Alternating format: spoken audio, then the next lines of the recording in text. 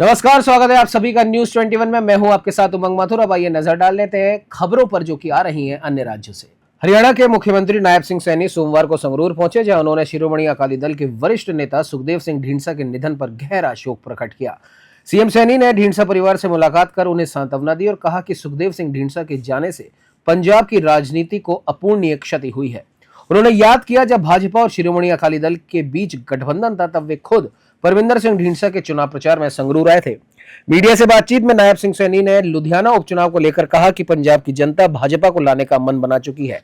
उन्होंने दावा किया कि केंद्र सरकार की योजनाओं जैसे आयुष्मान भारत का लाभ लोग सीधे तौर पर पा रहे हैं, जबकि आम आदमी पार्टी ने झूठे वादों से जनता को भ्रमित किया है।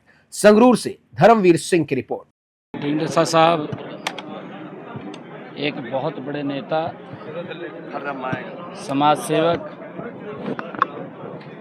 और जिन्होंने छोटे इलेक्शन से लेकर के पार्लियामेंट राज्यसभा के जो माननीय सदस्य रहे हैं,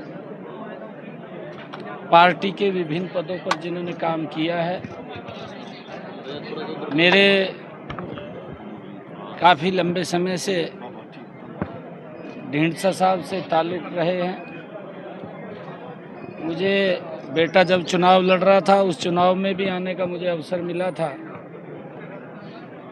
और मैं जब लोकसभा में था तो ढींढसा साहब जब इकट्ठे कई बार शताब्दी से भी आना हुआ है। एक बड़े कद्दावर नेता सुखदेव ढींढसा वो रहे हैं। उन्होंने पंजाब को एक दिशा देने का काम किया है। मैं वाहिगुरु के चरणों में प्रार्थना करता हूँ कि उस दिवंगत आत्मा को अपने चरणों में स्थान दे, परिवार को, मित्रजनों को जो दुख हुआ है उसको सहन करने की ताकत दे, ऐसी मैं वाहिगुरु के चरणों में प्रार्थना करता हूँ। जब आपके साथ गठबंधन में रहे हैं ढींढसा साहब, कैसा उनका देखने की कार्य कर रहा है? मैंने कहा है कि ढींढसा साहब एक बहुत बड़े व्यक्तित्व के धनी थे और एक छोटे चुनाव से लेकर के बड़े चुनाव तक उनके ज़िंदगी का सफ़र रहा है। पार्टी के विभिन्न पदों को उन्होंने संभाला है। विधायक भी रहे हैं, लोकसभा के सदस्य भी रहे हैं, राज्यसभा के सदस्य भी रहे हैं, पंजाब में मंत्री के रूप में भी उन्होंने काम किया है, पार्टी में विभिन्न पदों के ऊपर उन्होंने काम किया है। और ढींढसा साहब का एक जीवन है जो हम सब के लिए प्रेरणा का जीवन है।